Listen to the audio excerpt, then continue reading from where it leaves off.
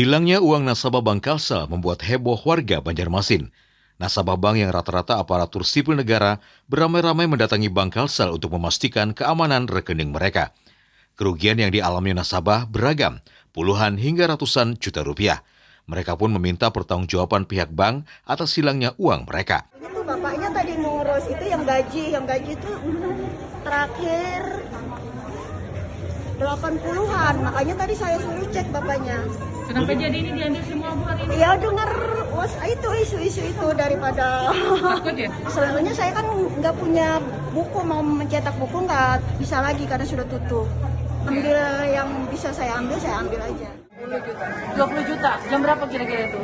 Saya nggak tahu, pokoknya saya tadi ngeceknya jam 12. Satu kali tarikan 20 juta atau berapa? Enggak, 1.250.000. Kayaknya dari bank swasta karena ada potongan 7.500. Sedikit-sedikit. Akhirnya yang terakhir tuh ada potongan 10 juta lagi. Kan kalau potongan 10 juta nggak mungkin dari ATM kan?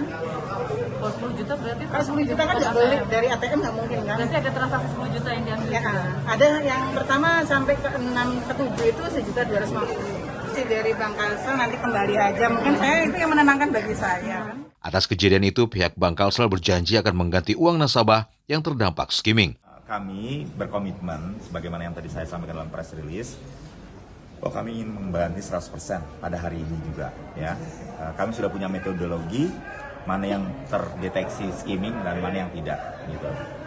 Tapi percayalah bahwa persoalan ini memang persoalan bukan cuma di Bank Kalsel saja. Ini yang menjawab harus industri.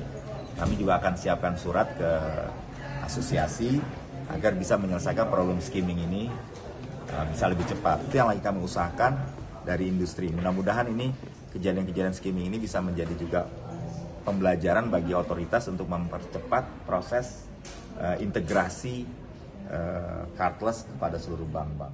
Adapun kronologis skimming diketahui setelah ada pegawai mereka yang melaporkan ada transaksi tidak wajar di rekeningnya. Dari laporan tersebut, mereka langsung menutup kartu pita magnetik guna menghindari kerugian bertambah dan akan melakukan langkah hukum.